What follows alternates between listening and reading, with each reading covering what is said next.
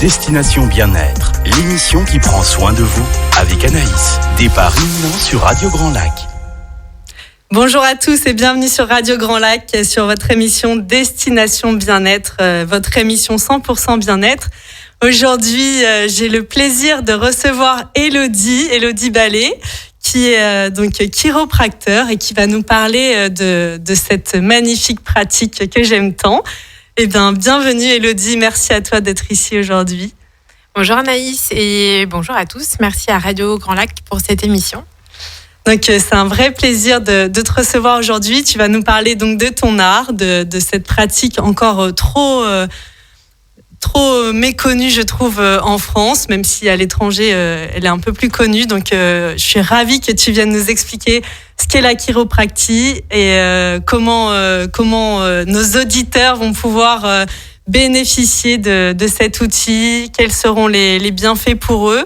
Et du coup, nous revenons après une courte pause pour vous parler de ça, donc de la chiropractie en France. Donc, à tout à l'heure, restez à l'écoute sur Radio Grand Lac. Destination Bien-être, l'émission qui prend soin de vous avec Anaïs. Départ imminent sur Radio Grand Lac. Vous êtes toujours sur Radio Grand Lac à destination de votre bien-être. Je suis aujourd'hui, comme je le disais tout à l'heure, avec Élodie Ballet. Élodie qui est chiropraticienne et qui vient aujourd'hui nous parler de la chiropraxie. Et elle va nous expliquer donc tout ce dont on a besoin de savoir pour à quel moment on doit consulter un chiropraticien, pourquoi, comment. Aujourd'hui, vous saurez tout à la fin de cette émission. Donc, Élodie, dans un premier temps, est-ce que tu voudrais bien te présenter et nous expliquer qui tu es, où tu travailles, comment on peut te trouver aussi, très important. Ok, avec plaisir et je te remercie de me donner la parole. Du coup, effectivement, la chiropratique n'est pas très connue en France simplement parce qu'on n'est pas très nombreux pour le moment. On est à peu près 1000, ce qui fait il faut communiquer sur notre pratique pour que les patients puissent effectivement savoir qui consulter, pourquoi et comment. Donc voilà, je m'appelle Élodie, je suis chiropracteur depuis 2012. J'exerce à Grésy-sur-Aix avec mon mari, Louis Triot, également chiropracteur. Donc Louis a ouvert le cabinet en 2015 et moi je l'ai rejoint en 2017 sur Grésy. Ok, super. Et du coup, quel est déjà, est-ce que tu peux nous présenter en quelques mots pour quelqu'un qui ne connaît pas du tout et qui n'a jamais entendu parler de chiropraxie, qu'est-ce que la chiropraxie ? Alors, la chiropraxie, c'est une profession de la santé manuelle qui vise à réduire les douleurs et par la même occasion à booster naturellement notre organisme. Ah, on en a bien besoin en ce moment. Exactement. De booster l'organisme, c'est quelque chose qui est primordial. Et du coup, quelqu'un qui est en bonne santé générale ou est-ce qu'il y a des problématiques ? Quel est le public qui vient consulter un chiropraticien ? Est-ce qu'il y a des motifs précis ? Dans quel cas on vient vous consulter ? Pourquoi ? Alors effectivement, c'est une bonne question parce que ça peut être il peut y avoir plusieurs visées. Ça peut être tout simplement pour des douleurs aiguës, le fameux lumbago, la tendinite récalcitrante, une capsulite, un torticolis, bref, des douleurs, des troubles neuromusculo-squelettiques. Ça peut également être en prévention, quelqu'un qui effectivement veut s'assurer, par exemple chez un enfant, des parents qui emmènent leurs enfants pour vérifier est-ce qu'il n'y a pas une scoliose en formation, est-ce qu'il n'y a pas de problématique de genoux qui rentrent à l'intérieur, de pieds trop plats, etc. Ah, c'est très intéressant. Je vais rebondir parce que moi, je suis touchée personnellement, comme tu le sais. Moi, j'ai eu une grosse scoliose dans l'enfance, donc c'est la chiropraxie qui a changé ma vie et qui a sauvé mon dos. Ça, je peux le dire aujourd'hui. Je suis reconnaissante à vie de cette pratique. Et c'est intéressant parce que je pense qu'il y a beaucoup de parents qui nous écoutent et la scoliose, c'est vraiment un fléau aujourd'hui dans nos sociétés. À quel moment on vient consulter en tant que parent ou si son enfant a un début de scoliose ou est-ce que quand c'est installé, c'est déjà trop tard ? Est-ce que quand est-ce qu'on peut venir, par exemple, dans cette problématique ? Alors, effectivement, on va dire que tous nos patients du cabinet viennent, par exemple, s'assurer justement vers 5-6 ans, si les parents consultent déjà, de dire voilà, je voudrais que mon enfant aussi soit vérifié au niveau de sa colonne, que tout aille bien. Donc ça peut. C'est vrai que la scoliose, elle peut débuter malheureusement parfois assez jeune, vers 5-6 ans. On peut déjà voir malheureusement des cas de scoliose. Heureusement, c'est pas la norme.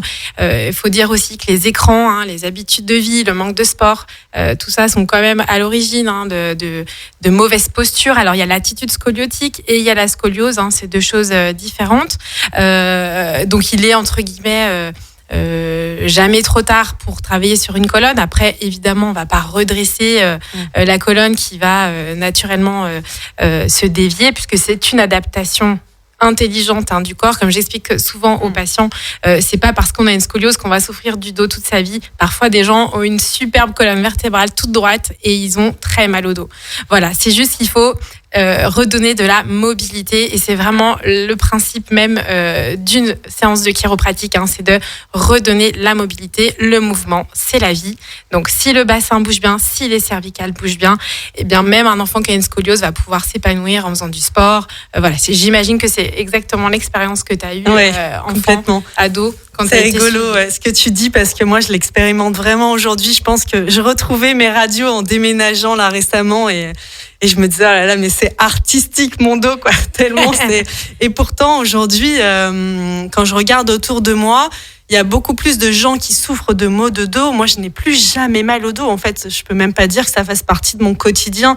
Je pratique toutes les activités sportives que je souhaite. Bien sûr, je vois bien, par exemple, je pratique beaucoup de yoga, qu'il y a des postures où, physiologiquement... je peux moins aller que d'autres personnes, mais en tout cas, j'ai plus de douleur et je suis complètement libre dans ce corps. Et comme tu le dis, la chiro, c'est vraiment, moi, c'est ce que j'ai vécu, c'est redonner du mouvement. Quand à l'inverse, aujourd'hui, il y a beaucoup de choses qui sont proposées à l'inverse du mouvement. Enfin, moi, on m'a proposé quand même un corset et j'avais trouvé ça un peu assez violent. C'est pas la vie, en fait. C'est sûr que quand il y a un certain degré sur les radios, la scoliose est assez importante. C'est le corset est proposé. Effectivement, c'est sûr que quand on est jeune, c'est pas évident d'opter pour ce choix-là. Mais tu as parlé de yoga, et justement, voilà, ça fait partie des habitudes de vie de chacun. Le sport, le mouvement, la marche. On est dans une belle région, on peut bouger, et c'est vrai qu'il faut absolument aller vers le mouvement pour améliorer sa condition, même quand on a une grande scoliose. Oui, même quand on a une grande scoliose. Super. Est-ce que tu serais d'accord pour nous parler un peu, c'est quoi le parcours d'un chiropraticien finalement quand on veut exercer ce métier? Quelle est la formation nécessaire? Parce que je suppose, vu le bagage que vous avez, la connaissance, c'est quand même un long chemin. Est-ce qu'aujourd'hui, tout le monde peut s'installer? Est-ce que c'est réglementé? Ou, l'idée, c'est de savoir si les personnes qui nous écoutent, comment elles peuvent être assurées quand elles passent le pas d'un cabinet de chiropraticien, de la valeur, qu'il est bien diplômé, que on est dans un cadre sécurisé, encadré, que tout est bien... Ouais, très bonne question, parce qu'effectivement, c'est très important que les gens puissent consulter en confiance. Alors, c'est le gros plus, je dirais, de notre métier, c'est qu'on est harmonisé au niveau de la formation d'un point de vue international. C'est ce qui, moi, m'a fait choisir à l'époque le chemin de la chiro, puisque je m'étais dit, chouette, je pourrais aller travailler à l'étranger si j'en ai envie. D'ailleurs, c'est ce que j'ai fait en 2012 quand j'ai été diplômée, après mes 6 ans d'études, puisque moi, je fais partie de la génération qui avait encore 6 ans d'études, donc c'est à peu près 5000 heures de formation réparties sur 6 ans. Donc on a 2 antennes en France, il y a Paris, Ivry-sur-Seine précisément, et Toulouse. C'est la même école, et il n'y a que cette école-là en France. Et voilà, suite à mes études, moi je suis partie travailler en Italie, et avec mon diplôme de chiropraticien français, c'était tout à fait OK, puisque nous sommes normalisés au niveau européen et français, évidemment, par le ministère de la Santé depuis 2011. Nous avons eu des décrets d'application du métier qui encadrent parfaitement notre champ d'action, ce qu'on peut faire et ce qu'on ne peut pas faire, c'est-à-dire à quel moment le chiropraticien va pouvoir référer son patient, soit le renvoyer vers son médecin généraliste, si ce n'est pas notre cours, ou vers un kiné, vers un podologue, naturopathe, voilà. Oui, bien sûr, parce que ça peut être en complément. Voilà, Oui, bien sûr. C'est assez holistique, c'est-à-dire que la prise en charge, j'ai l'impression, quand on arrive chez un chiro, la prise en charge est assez globale. Donc, il y a vraiment cet accueil de prise en charge de la personne, où elle en est aujourd'hui, quels sont ses besoins, quelle est sa problématique majeure et qu'est-ce qu'on va pouvoir mettre en place. Et puis, oui, parce qu'effectivement, c'est pas seulement les douleurs de nos patients qui nous intéressent, c'est leur sommeil, c'est leur digestion, c'est leur niveau de stress.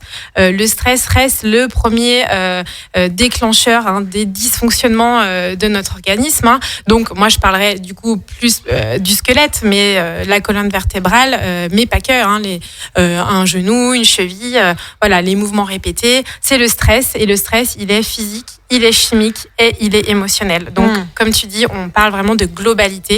C'est la vie du patient, sa qualité de vie du patient et de sa famille, parce que quand il s'agit d'un petit bébé qui digère pas, qui pleure beaucoup, eh bien les parents aussi sont très stressés. Donc c'est la qualité de vie. Ouais, c'est intéressant ce que tu dis, parce que là, tu évoques aussi des problématiques récurrentes chez beaucoup de personnes. Voilà, moi, en tant que naturopathe, souvent, je suis amenée aussi à renvoyer mes clients vers d'autres des chiros et tout, parce que quand on vient pour un problème digestif, donc nous, c'est sûr qu'en naturopathie, on va traiter de l'aspect vraiment alimentaire, tout ça.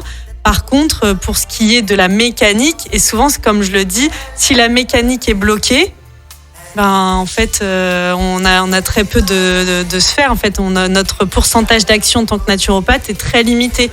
Mais je te renvoie, du coup, effectivement, à l'inverse, en tant que chiro, quelqu'un qui va avoir des douleurs au niveau du rachis, ça peut tout à fait venir déjà d'un dysfonctionnement, une dysbiose, un dysfonctionnement de la flore intestinale. Et voilà, de la même façon, on va dire, faut déjà consulter peut-être en naturopathie, refaire un équilibrage alimentaire, peut-être prendre des compléments, voilà. Et que ça, c'est un autre métier. Bien sûr, c'est intéressant de travailler main dans la main. Et tu parlais aussi du sommeil, du stress. C'est super intéressant parce que le sommeil aussi, comme la sphère digestive, c'est des problématiques assez fréquentes. Du coup, ça peut être un motif de consultation aussi à part entière. Voilà, effectivement, il n'y a pas que les douleurs, on va dire, articulaires, il y a les troubles du sommeil. Et ça fait partie, de toute façon, comme le stress est ce qui nous dérègle tous et qu'on a une vie stressante, effectivement, ça va être aussi de conseiller aux gens de faire du sport, des exercices, des étirements. En chiro, on a beaucoup d'exercices et de tips pour que les patients puissent être autonomes dans leur bien-être. En fait, il ne s'agit pas d'aller chez le chiro comme de prendre une aspirine. C'est vraiment de dire, ok, je veux aller bien, je veux aller mieux, et qu'est-ce que je peux faire pour ça? Ouais, c'est ce que j'aime beaucoup aussi dans cette pratique, c'est une démarche d'autonomie, de prise en charge, et c'est vraiment l'objectif de cette émission sur Destination Bien-être. L'objectif, c'est vraiment de présenter à tous nos auditeurs, comment vous pouvez prendre soin de votre santé, comment vous pouvez être à l'écoute, mettre des choses en place, qui vous pouvez aller voir et à quel moment, en fonction de quelle problématique, pour ne pas attendre d'être dans une problématique ou une pathologie en état de crise. Et puis là, parfois, c'est pas que c'est trop tard, mais en effet, là, on peut être amené à vraiment prendre un médicament pour éteindre la douleur parce que c'est trop violent, alors qu'il y a eu plein d'alertes avant-coureurs. Notre corps est tellement intelligent, donc des signaux avant-coureurs, il y en a plein. Est-ce qu'on décide de les écouter ? Et qu'est-ce qu'on met en place, quand il y a des petits signaux d'alerte, qu'est-ce qu'on décide de mettre en place. Donc, Et oui, le corps parle pour la tête. C'est ce que je dis souvent à mes patients. Effectivement, la douleur, c'est un symptôme. Donc, si on décide de simplement prendre un médicament pour faire taire cette douleur, eh bien, on coupe le signal qui nous dit « Eh oh, ça va pas, il faut changer quelque chose ». Donc voilà, c'est aussi vouloir changer. Donc je pense qu'il faut être prêt parfois dans sa vie. À un moment donné, c'est comme de décider de s'inscrire à un cours de je ne sais quoi. C'est vraiment une démarche. En tout cas, moi, j'insiste là-dessus en première visite. C'est que notre première visite, elle dure 1 heure environ parce qu'on va revoir tous les antécédents de santé du patient, même ce qui ne concerne pas le rendez-vous du jour, et de beaucoup expliquer effectivement ce phénomène-là, ce que tu bois, ce que tu manges, ce que tu respires, etc. Ok, et du coup, c'est très intéressant. En fait, moi, ce que j'aime aussi dans la chiropraxie, et c'est là que nos chemins se rejoignent vraiment, c'est que vous allez à la recherche de la cause. Exactement. Et c'est quelque chose qu'on a beaucoup oublié aujourd'hui, c'est-à-dire, comme tu le disais à juste titre, voilà, il y a un symptôme, mais quelle est la cause de ce symptôme ? Il y a toujours la cause de la cause. Enfin, nous, en naturopathie, on est des enquêteurs, on aime bien aller chercher. C'est vrai. Et que vous faites un peu pareil, vous, dans la mécanique, en fait. Exactement. Mais c'est pour ça que c'est la pluridisciplinarité. Je pense que c'est la base aujourd'hui. Et je pense que de plus en plus de thérapeutes ont envie de travailler en équipe, entre guillemets, parce que c'est ça qui est le challenge, c'est de trouver la cause, comme tu dis, pour plus que ça revienne, en fait, que ces symptômes ne soient pas chroniques. De dire oui, je vais consulter. Alors nous, en chiro, c'est sûr qu'on conseille beaucoup de venir en prévention. On conseille à nos patients de venir au changement de saison, donc tous les 3-4 mois, pour ceux qui le souhaitent, évidemment. Il y en a qui continuent à venir qu'en crise, pliés en deux, parce que ils ont peut-être pas encore, ils en sont peut-être pas là dans leur chemin de vie de dire ok, j'écoute mon corps et puis j'essaie de comprendre ce qu'il me dit. Mais la recherche de la cause, effectivement, c'est primordial. C'est pour ça que nous, on travaille beaucoup sur les imageries, notamment. On aime bien aller voir, même voilà, comme on parlait tout à l'heure de la scoliose, de comprendre, même sur une colonne qui n'est pas forcément toute tordue, d'arriver avec une loupe, aller voir quel nerf est irrité, puisque l'essence même du chiro, c'est d'aller libérer l'influx nerveux pour que le cerveau puisse contrôler correctement tout le corps. Ok, et du coup, ça me fait rebondir ce que tu dis dans le côté libérer l'influx nerveux. Quelles sont les techniques utilisées, en fait ? Comment une séance, comment ça s'articule, et concrètement, à quoi on doit s'attendre lors d'une séance ? Parce que on est nombreux parfois, il y a beaucoup de personnes qui ont un peu d'appréhension dans le côté manipulation, de craquer, les bruits que ça peut faire. Enfin voilà, tu dois bien connaître. Oui, c'est sûr qu'il y a effectivement. Je pense que là, il y a deux types de chiropraticiens. Désolée, j'ai un peu du mal avec. Comme c'est la chiro étant américaine, on a une nomenclature de base anglo-saxonne et j'ai du mal à me plier aux chiropraticiens français. Bref, on peut faire craquer ou pas craquer. Avec Louis au cabinet à Grésy, nous on a plutôt une pratique instrumentalisée, c'est-à-dire qu'on a une table c'est des drops, en fait, c'est un système de rebond qui nous permet de pas faire de rotation. En fait, le patient est allongé sur la table et c'est la table, en fait, qui va par un système de ressort absorber l'impulsion qu'on met sur le mouvement. Mais la formation à l'école de chiro, c'est avant tout de la biomécanique, c'est le crack, mais qui est fait, c'est un geste qui est fait et refait pendant 6 ans. Avant de sortir, j'ai vu à l'époque 400 patients avant d'être diplômés. Donc c'est vrai que ces mouvements au niveau surtout des cervicales, par exemple, qui peut faire peur, effectivement, c'est de la précision. De bien. Parfois, ça fait tellement de bien. Mais voilà, c'est-à-dire que libère. Effectivement, et moi j'ai vraiment pas beaucoup une pratique avec le crack, mais ça m'arrive quand même de faire craquer, toujours en accord avec le patient, parce qu'il y a beaucoup de gens qui sont un peu traumatisés de quelqu'un qui les a fait craquer sans les prévenir, et c'est hyper désagréable. Donc je peux avoir recours quand même de temps en temps au crack, mais comme je vois beaucoup d'enfants, de bébés, de femmes enceintes, c'est vrai que naturellement ma pratique est allée plus vers de l'instrument. J'ai aussi l'activateur, donc Louis, c'est pareil. C'est une sorte de comme un petit pistolet qui donne une impulsion. Toujours l'idée, c'est de rappeler au système nerveux qui doit faire son job là où il a oublié de donner du mouvement. Et donc au niveau des techniques, je pourrais t'en parler jusqu'à demain, puisqu'en chiro, on en a plus de 100. Et c'est vrai qu'on est tous passionnés en chiro de beaucoup, beaucoup faire de formation, parce qu'on a tellement de techniques qu'on a envie toujours d'en savoir plus. C'est intéressant ce que tu disais, parce que tu dis là maintenant, ça me rappelle tout à l'heure hors antenne, t'expliquais que voilà, il y a votre formation de base, mais finalement vous êtes tellement aussi passionné dans cette volonté de continuer d'apprendre que vous allez tous plus ou moins vous spécialiser par d'autres types de formations, enfin compléter votre formation pour avoir donc toi, ce qui t'a amené à ta pratique aujourd'hui. Tu parlais de femmes enceintes, d'enfants, de bébés. J'ai l'impression qu'aujourd'hui, c'est quand même un peu ta spécialité. Alors effectivement, que ce soit Louis ou moi, on est vraiment des férus de la formation et globalement, je dirais, nos confrères et consoeurs, c'est un peu pareil. La chance qu'on a, c'est qu'on peut aussi aller faire des formations à l'international. Donc Louis, par exemple, après ses études, il a fait un DU de traumatologie du sport, et puis une certification pour être chiropracteur du sport à Oxford en Angleterre et Lausanne en Suisse. Moi, j'ai fait à Londres pendant 2 ans, donc entre mes 2 grossesses. J'ai pu faire ma certification. Merci le Covid, on n'a pas pu aller jusqu'au bout, mais en tout cas faire toute la formation qui a duré 2 ans pour la prise en charge effectivement de la femme enceinte et des bébés et des enfants. Plus globalement. Mais c'est vrai qu'on est facilement sur une année, on va avoir au moins 4 ou 5 week-ends de formation pour toujours être à la page. La dernière recherche en chiro, on est quand même, du fait de cet aspect international, on est très à même d'être à jour sur la littérature scientifique, sur les dernières études, se remettre en question, voilà, sur des méthodes qu'on pensait efficaces, et puis finalement après les recherches de dire non, c'est peut-être pas le plus pertinent. C'est vrai que ça, pour tous les chiros, c'est important. Super.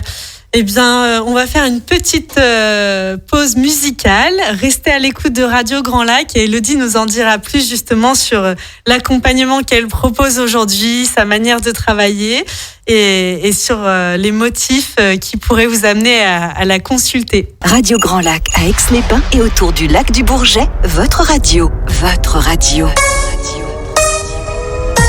Destination Bien-être, l'émission qui prend soin de vous avec Anaïs. Départ imminent sur Radio Grand Lac. Merci de toujours être à l'écoute sur Radio Grand Lac. Vous êtes à Destination Bien-être, l'émission qui prend soin de vous. Aujourd'hui, nous avons comme invitée Élodie Ballet, qui est chiropraticienne. Elle se trouve à Grésy-sur-Aix, en Savoie, avec son conjoint Louis Treilloux.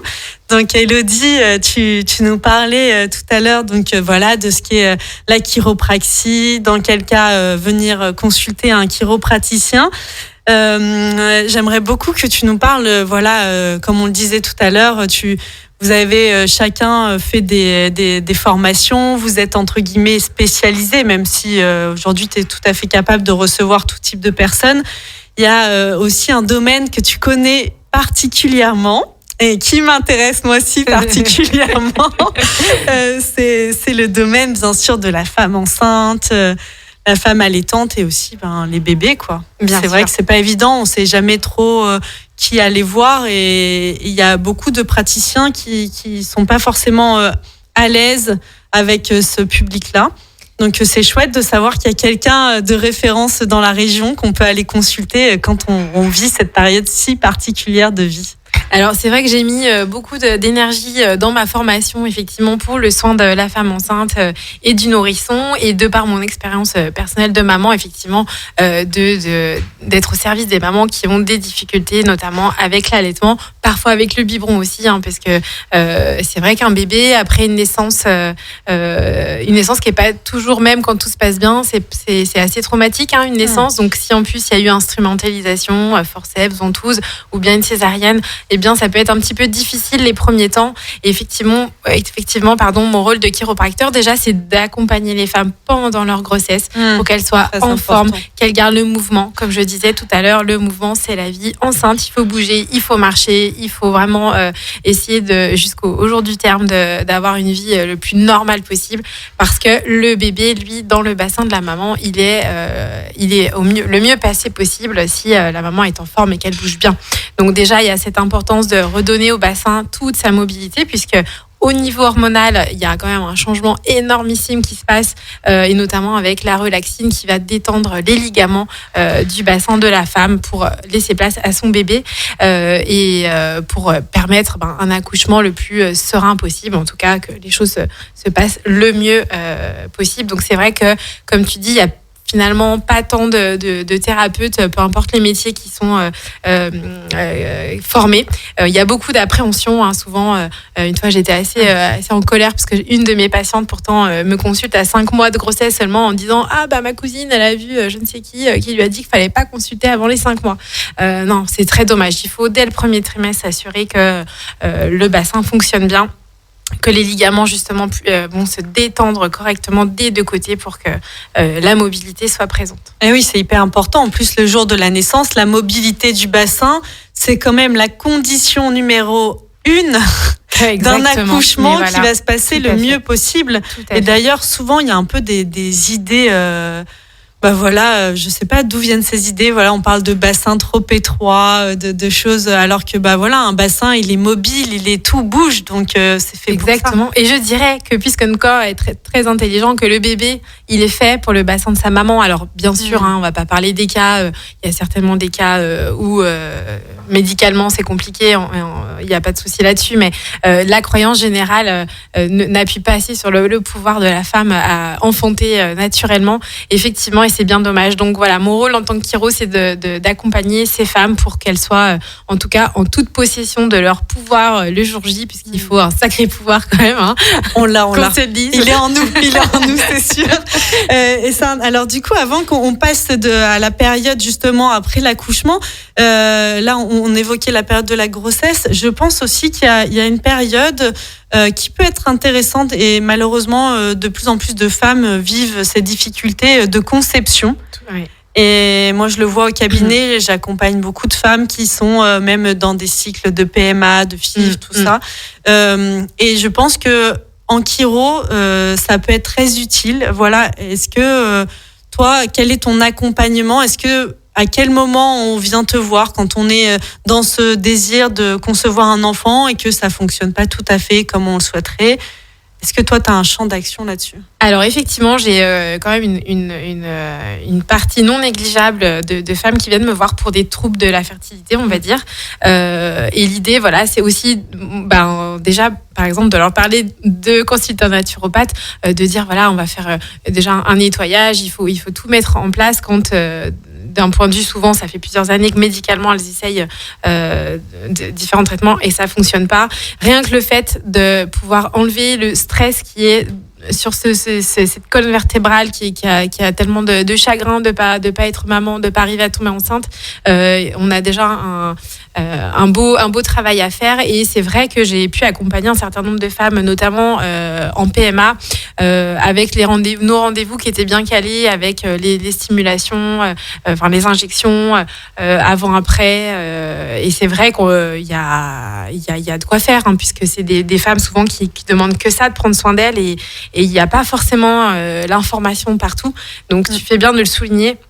Parce que malheureusement, les troubles de la fertilité, c'est de plus en plus fréquent. C'est de plus en plus fréquent. J'ai l'impression que les femmes sont très seules aussi face à ces problématiques. C'est une problématique de société qui est en plus tabou, dont on n'ose pas parler. Donc, il y a un isolement, il y a une certaine honte. Et en effet, de savoir à qui on peut s'adresser. Et puis, peut-être tout simplement, la première question qui me vient, pourquoi je consulterais en chiropraxie finalement quand je suis dans ce parcours de PMA. Alors justement, tout à l'heure, je parlais de l'influx nerveux. Encore une fois, le corps de métier du chiropracteur, c'est de libérer le nerf là où la colonne vertébrale, par exemple, donc au niveau du rachis lombaire, aura perdu de la mobilité pour différentes raisons. Un dysfonctionnement s'est installé depuis longtemps.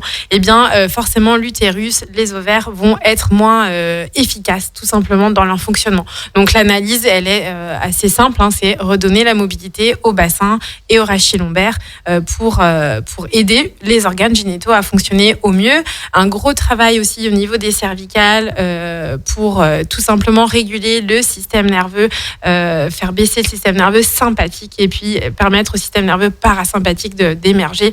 Le système nerveux sympathique, pour la faire courte, c'est vraiment la survie, c'est l'alerte constante. Donc c'est pas le moment de faire un bébé quand on est hyper stressé, parce que les hormones se mettent en pause, là où le système parasympathique, lui, c'est le moment de la régulation, du repos, de la détente, et donc évidemment on est plus à même d'avoir une libido au rendez-vous que quand on est super stressé. Surtout les femmes, on est vite quand même atteintes par le stress à ce niveau-là. Donc voilà, l'idée, c'est encore une fois une prise en charge globale et réduire le stress chez ces couples qui sont effectivement dans un parcours qui n'est pas drôle du tout et ils se sentent très seuls, comme tu le dis. Donc ça leur permet aussi de pouvoir en parler avec des personnes bienveillantes qui vont être à l'écoute de leurs mots. Et aussi, tu parles au niveau cervical. Alors, moi, j'ai connaissance de par mon parcours que au niveau hormonal, il y a beaucoup de choses qui se jouent au niveau de l'hypophyse. Oui. Donc, voilà, les messages, si au niveau cervical, en effet, c'est bloqué, peut-être que finalement, ça communique moins bien entre l'hypophyse et les ovaires. Est-ce que c'est quelque chose qu'on effectivement, encore une fois, ça fait partie de la base du métier du chiropracteur, c'est de libérer effectivement les hautes cervicales, parce que c'est le début de la moelle épinière. Si les nerfs déjà sont irrités au début de la colonne vertébrale, évidemment, t'imagines qu'au bout du coccyx, ça passe pas très bien. C'est hyper intéressant parce qu'en plus, c'est un sujet qu'on connaît pas trop finalement. On a oublié sinon nos cours d'SVT. Parce que voilà, de notre tête, en plus on en parle de plus en plus quand on parle, par exemple en naturopathie, on parle beaucoup du système digestif et qu'il y a beaucoup de choses, de neurones qui seraient au niveau du système digestif, donc en lien direct avec notre cerveau. Donc c'est hyper important que cette circulation soit fluide. Exactement. Donc moins c'est fluide et puis plus on a de dysfonctionnement. Voilà. Et effectivement, je rebondis du coup pour les bébés parce que effectivement le crâne et les hautes cervicales du bébé, c'est principalement d'ailleurs sur ça que je vais travailler post accouchement parce qu'un bébé qui a un problème de succion, souvent ça peut être justement des cervicales qui sont bloquées et puis qui dit mauvaise succion dit souvent reflux et le nerf vague notamment qui peut être à l'origine de reflux et le nerf vague il peut être largement impacté après une naissance traumatique ou même une petite ventouse qui n'a pas forcément eu de forceps, mais rien que ça peut déjà créer une irritation de la racine nerveuse et donc ça baisse le potentiel de l'organe à fonctionner correctement. Du coup, quand suite à un accouchement, quel laps de temps on peut laisser entre le moment de la naissance et la première consultation ? Alors, comme je dis aux femmes qui viennent me voir pendant leur suivi, pour leur suivi de grossesse, c'est à peu près d'ailleurs une fois par mois pour celles qui le souhaitent, je leur dis c'est dès que vous vous sentez de venir. Il n'y a pas alors évidemment, peut-être pas au bout de 48 heures parce que on a autre chose à faire. Ouais, tout à fait, exactement. Mais surtout quand il y a des problèmes de succion, donc d'allaitement ou même pour les bébés au biberon, des bébés qui ont du mal à s'alimenter, c'est pas la peine d'attendre 3 semaines pour consulter. Il faut venir assez rapidement en étant accompagné bien sûr de conseillères en lactation ou d'une sage-femme, une infirmière en PMI. Enfin voilà, il y a plein de professionnels qui sont au service des femmes, mais malheureusement pas assez le savent. C'est vrai que tu parles des conseillers en lactation et tout. Enfin, moi, je sais que pour mon premier, j'avais eu aucun souci d'allaitement. Et pour la seconde, j'ai découvert seulement à ce moment-là ce qui était une conseillère en lactation. Et c'était pas trop tard, mais finalement, je pense que d'avoir dans son téléphone les coordonnées d'une conseillère en lactation et quand tu es face au problème et que c'est un peu un caractère d'urgence parce que il s'agit de l'alimentation première de ton bébé et qu'il n'arrive pas à bien téter. En effet, je pense qu'il y a tout un domaine à connaître et des choses dont on doit plus parler. Et concernant l'allaitement, du coup, toi, tu vas travailler vraiment sur le bébé, s'il y a des problèmes. Et aussi, est-ce que tu es à même, parfois, aujourd'hui, on parle beaucoup des freins de langue, tout ça, d'orienter la maman. Si toi, est-ce que tu sais un peu détecter quand... Est-ce que tu arrives à le voir, ça ou... Alors, c'est sûr que... Pour réorienter derrière, par exemple. Oui, de toute façon, c'est... Alors, moi, j'ai de la chance d'avoir un super réseau quand même, composé de différents professionnels, alors, notamment plusieurs sages-femmes, conseillères en lactation, doula, des femmes qui vont déjà pouvoir... être... mise au courant que peut-être le bébé, s'il y a un problème d'allaitement, c'est pas juste parce que la maman elle a rien compris, c'est simplement parfois effectivement un problème de frein restrictif. Alors je peux effectivement, de par ma formation et ma passion de l'allaitement, on va dire, orienter vers que ce soit ORL, stomato, signaler quand la fonction de la langue n'est pas bonne, c'est-à-dire quand le bébé a vraiment une langue qui ne bouge pas assez et qui va forcément avoir du mal à téter. Et c'est sûr que c'est important de pouvoir vite agir et pas faire perdre du temps. En tout cas, de pouvoir signaler, donner l'information aux parents qu'il y a plein de choses à pouvoir mettre en place et référer vers les professionnels compétents. En vrai, il n'y a pas de fatalité, juste savoir à qui on se réfère et qu'est-ce qu'on met en place comme solution. Voilà. Du coup, on a beaucoup parlé du bébé et je pense qu'il y a quelque chose qui est très important aussi, c'est de la femme. Donc souvent, quand on vient d'accoucher, on s'occupe toute notre attention et l'attention de notre entourage est focalisée sur ce petit bébé qui vient d'arriver, à juste titre d'ailleurs, parce qu'il a vraiment besoin de cette présence. Mais on oublie souvent la maman. Ah oui, tu as raison, hein, c'est vrai que dès que le bébé est né, la lumière est sur le bébé, puis la maman, on n'y pense plus. Alors c'est sûr que du coup, en chiro, si on a un accompagnement au niveau du postpartum, ce bassin qui s'est miraculeusement ouvert pour faire place à son bébé et puis accompagner son bébé dans sa croissance, eh bien, il va falloir qu'il se referme, qu'il retrouve sa posture d'antan. Donc effectivement, c'est important de redonner encore une fois de la mobilité. Le sacrum, moi je travaille énormément sur le sacrum, que ce soit pendant la grossesse, en préconception, pour des problèmes de règles douloureuses ou après l'accouchement, effectivement. C'est sûr que les positions pour nourrir son enfant, pour le changer, pour le bercer, il va y avoir énormément de pression sur le bas du dos, sur le sacrum. Donc c'est important de au plus vite restaurer la bonne mobilité pour que quand les ligaments vont tout doucement se refermer, eh bien ce soit fait de manière pérenne pour reprendre une vie normale. Il faut à peu près 2 ans pas pour que le corps de la femme retrouve son état d'avant. Donc c'est vrai que là-dessus il y a beaucoup de femmes qui osent pas, oui, elles font passer leur bébé avant et puis qui consultent pas, et c'est dommage. Ouais, je pense qu'elles y pensent même pas finalement. C'est vraiment un truc où on est tellement focalisé sur son enfant et on se retrouve parfois même les tendinites, ça on entend beaucoup. Oulala. Oui, des poignets bien sûr. C'est hormonal aussi, le syndrome du canal carpien dû à la grossesse, ça c'est un fait. Et puis après, en nourrissant son enfant, que ce soit au sein ou au biberon, ça peut clairement créer des grosses tendinites au niveau des poignets. Puis on se déshydrate aussi quand on allaite, ou même si on donne le biberon, on va moins penser tout simplement à soi, à moins boire d'eau. C'est bête, mais la tendinite, c'est souvent déjà un problème d'hydratation. Oui, bien sûr. On est d'accord. Je sais bien. Ça, c'est un sujet. Et il y a aussi un sujet, donc voilà, quand on vient d'avoir un enfant, il y a aussi tout l'aspect du périnée.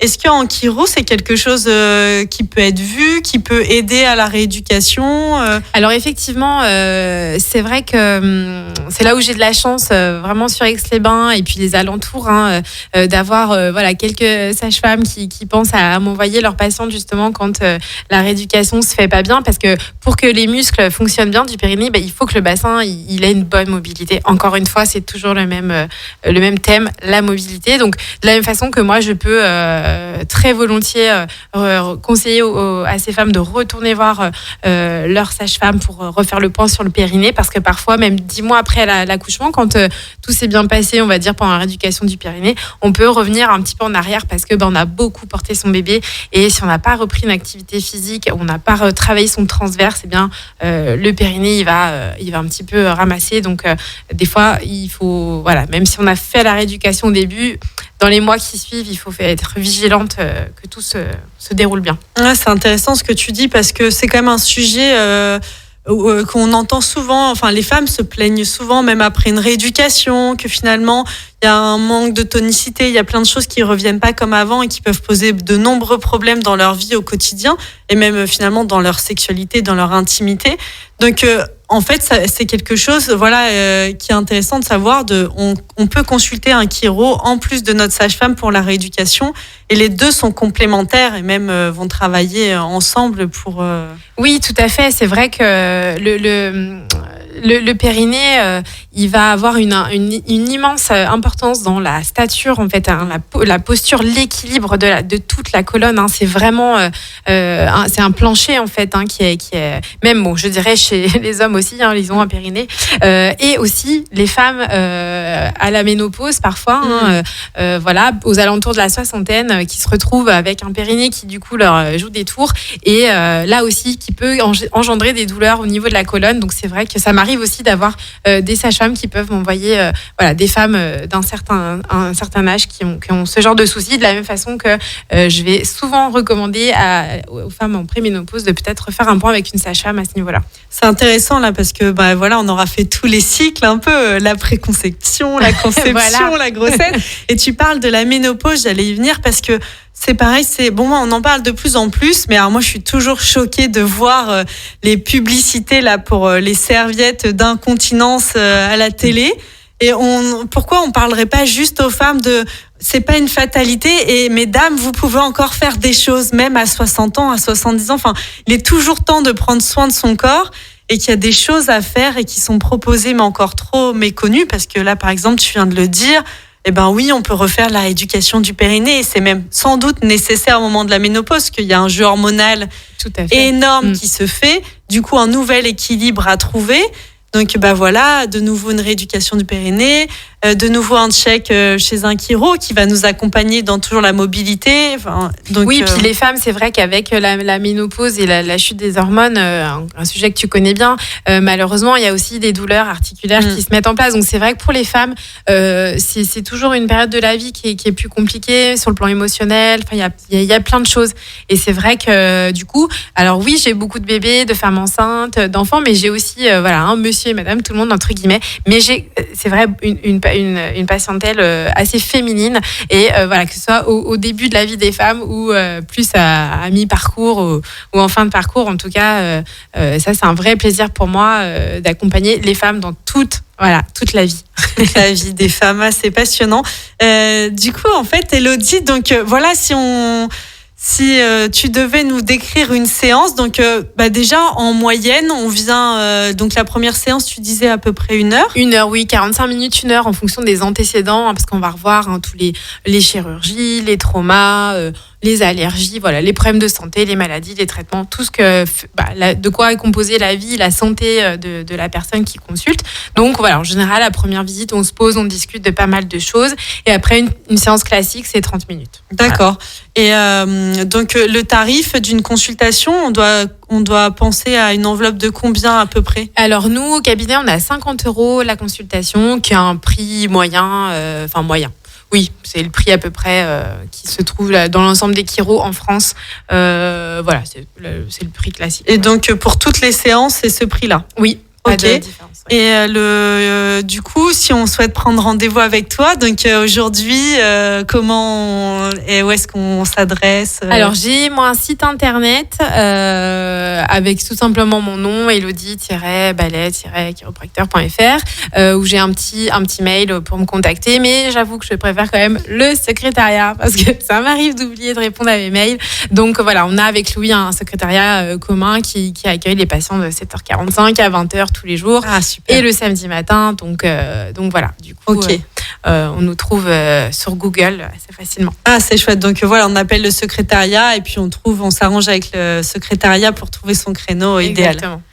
Ok, parfait. Et en général, un traitement, juste pour avoir un ordre d'idée quand on vient de voir, je pense que moi j'aime bien travailler comme ça, tu vois, dans ce côté de prise en charge globale. En moyenne, je sais que c'est pas toujours évident, mais combien de séances on doit compter pour vraiment avoir un traitement de A à Z et tu vois se dire je suis allée au bout du traitement pour une problématique, hein, bien sûr. Oui, j'ai bien compris que dans ce que tu disais que idéalement, même si on n'a pas de mots, c'est au changement de chaque saison. Alors, effectivement, un nouveau patient, on va faire 3 séances ensemble, rapprochées, c'est-à-dire la première et la deuxième séance sont à peu près rapprochées à 1 semaine. Et entre la deuxième et la troisième, on va laisser 15 jours. Ça fait à peu près 3 semaines, 1 mois, pour justement, on parlait tout à l'heure de l'origine, de trouver l'origine du problème. Ces 3 séances, elles sont nécessaires pour enlever la première visite. Effectivement, c'est un peu le côté la crise, il faut enlever la douleur. Et puis après, d'aller travailler plus en profondeur. Et ensuite, on va proposer aux patients, conseiller aux patients de revenir quand ils le souhaitent en prévention. Si c'est 2 mois plus tard, 3 mois plus tard, tout dépend de la problématique. L'idée étant que effectivement après, on se revoit à chaque fois pour des symptômes différents, puisqu'on est censé avoir résolu le symptôme premier. Donc en fait, pour une problématique, on compte à peu près 3 séances. Voilà, 3 séances, c'est ça. Et puis ensuite, on est plus dans quelque chose comme on ferait l'entretien de notre voiture finalement. Exactement. On n'attend pas de tomber en panne. Voilà, pour s'assurer que la machine fonctionne. Voilà, c'est 3 séances en début de traitement et puis après, les gens viennent, ils prennent rendez-vous. On se voit une fois en général. S'ils ont vraiment trop attendu justement, on peut peut-être faire une deuxième séance, mais mais je dirais que la plupart de nos patients ont quand même bien compris comment ça se passait. Ils n'attendent pas complètement fracassés, quelques-uns certainement, mais globalement, voilà, on n'a pas besoin de refaire 3 séances à chaque fois, puisque s'ils n'ont pas attendu 1 an avant de revenir, eh bien, c'est largement faisable en une séance.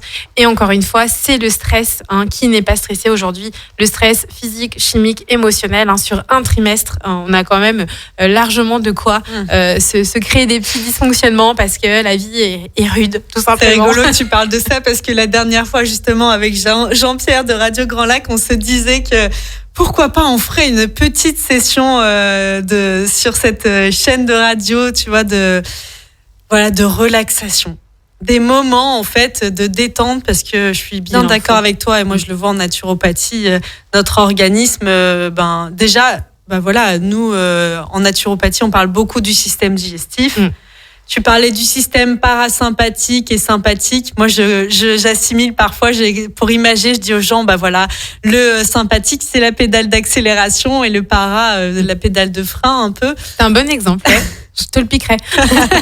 Et du coup, en fait, le système digestif ne fonctionne qu'en parasympathique, quasiment. Donc, quand on est détendu, donc tout. Et puis, je le redis et je le répéterai toujours, mais on parle du système digestif. Le système digestif, c'est beaucoup notre système immunitaire. Bien sûr. Donc, notre tellement santé, important en ce moment. Tellement important, voilà. Et d'ailleurs, t'en parlais rapidement, tout à l'heure, on va pas trop étaler, mais durer dans le temps sur ce sujet, mais je pense que c'est important de le dire. En tout cas, pour moi, ça l'est, en chiro, quand on a des soucis digestifs, donc bien sûr en naturo, il y a beaucoup de choses à faire, mais parfois la mécanique, elle est bloquée. Oui. Et il faut savoir que tout notre système digestif est dans une poche, en gros, et cette poche, elle est quand même reliée à notre colonne vertébrale. Et donc, quand ça manque de mobilité... c'est la constipation. C'est vrai que quand on alterne constipation, diarrhée, donc la fameuse dysbiose, c'est évident qu'il faut aussi faire un nettoyage. Donc, ça sera les naturaux qui vont conseiller les patients dans cet ordre-là. Mais déjà, pour réguler le transit, réguler le péristatisme naturel du transit. Donc, que ce soit à n'importe quelle période de la vie, c'est sûr que à partir du moment où il y a du stress, la digestion, elle est impactée. Donc, c'est sûr que ça fait partie dans les consultations. Souvent, les petits plus, je viens vous consulter parce que j'ai mal au cervical et puis je dors pas bien, puis je digère pas bien. Voilà.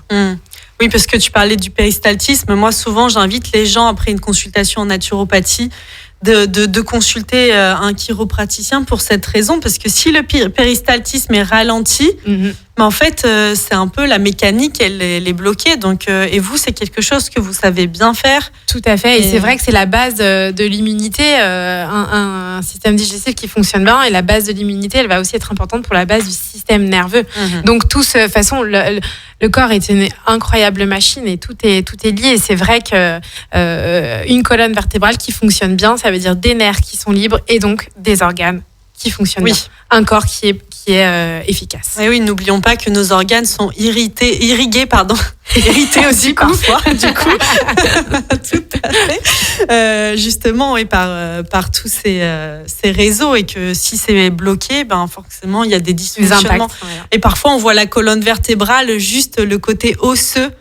On a des difficultés à s'imaginer tout ce qui se passe autour d'une colonne vertébrale, et en fait, c'est tout notre organisme qui dépend du bon état, du bon fonctionnement de cette colonne. Donc, c'est...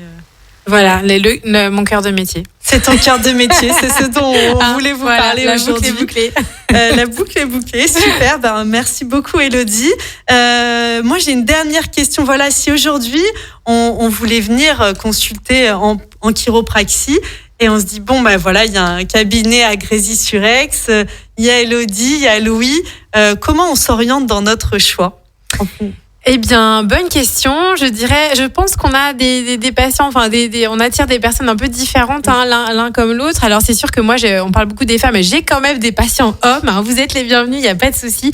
Mais c'est vrai que je dirais que naturellement, Louis va plus avoir peut-être les adolescents sportifs, par exemple, tu vois, et moi plutôt les enfants en dessous de 7 ans, parce que justement, Louis, il préfère me laisser la partie pédiatrie, puisqu'il est conscient conscient de toutes les formations que j'ai faites. Il sait bien qu'on a chacun nos compétences. Et après, pour les adultes, je dirais que c'est aussi une affinité, un homme, une femme. Globalement, on a tous les deux les mêmes techniques. On a certainement des mains différentes, mais notre approche est la même, notre vision est la même. Donc, je dirais que le bouche à oreille fait aussi les choses, tout simplement. J'ai un peu de mal du coup à répondre à ta question. Non, mais c'était juste, je suis sportif, est-ce que je vais plus vers Louis? Je suis une maman, peut-être que je vais plus vers toi. C'est un peu comme ça, j'avoue. Moi, c'est un peu l'idée que j'avais, mais peut-être à tort. C'est un petit peu comme ça que ça se passe.